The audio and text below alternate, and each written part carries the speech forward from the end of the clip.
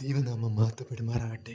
മർക്കോസിൻ്റെ സുവിശേഷം 14-ാം അധ്യായം 51-52 വാക്യങ്ങളിൽ നമുക്ക് കാണുവാൻ സാധിക്കുന്നത്, യേശു കർത്താവിനെ ഗെത്സമനയിൽ നിന്ന് ക്രൂശിക്കുവാൻ വേണ്ടി പിടിച്ചുകൊണ്ട് പോകുന്ന സമയത്ത് ഒരു ബാല്യക്കാരൻ യേശു കർത്താവിനെ അനുഗമിക്കുന്നു.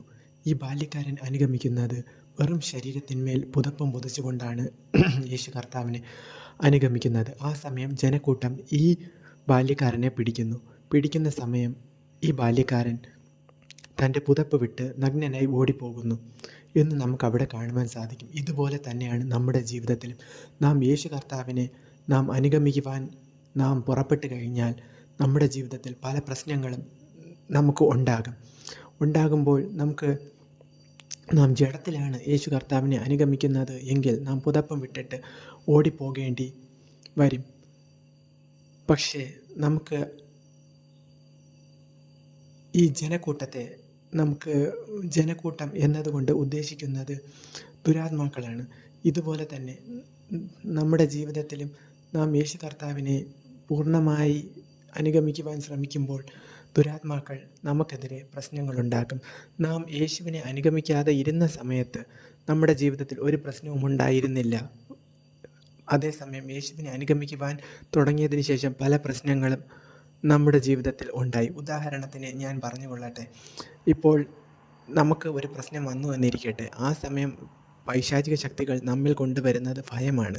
ഈ ഭയം കൊണ്ടുവരുമ്പോൾ നാം വീണ്ടും നമ്മുടെ പഴയ മനുഷ്യനിലോട്ട്, ഉദാഹരണത്തിന് നമ്മിലുണ്ടായിരുന്ന പഴയ അഡിക്ഷൻസ്, പോണോഗ്രാഫി ആകട്ടെ,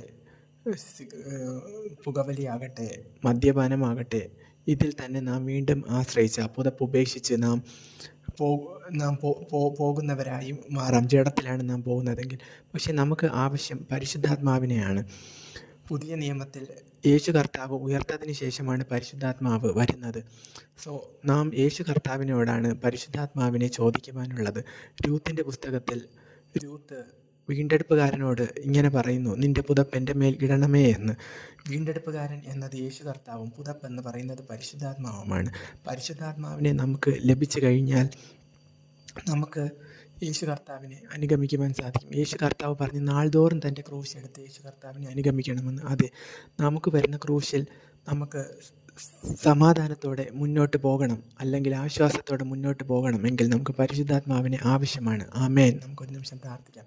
സ്നേഹമുള്ള ദൈവമേ, യേശുവേ സ്തോത്രം. ഹല്ലേലൂയ. യേശുവപ്പ, ഇത് കേട്ട എൻ്റെ സഹോദരങ്ങൾക്കും സഹോദരിമാർക്കും യേശുവപ്പ അങ്ങയുടെ പരിശുദ്ധാത്മാവിനെ നൽകി അനുഗ്രഹിക്കണമേ കർത്താവേ. യേശുവപ്പ സ്തോത്രം. ഇവരുടെ പ്രശ്നങ്ങളിൽ യേശുവപ്പ അങ്ങേ അനുഗമിക്കുവാനുള്ള കൃപ കൊടുക്കണമേ കർത്താവേ. യേശുവിൻ നാമത്തിൽ തന്നെ ആമേൻ.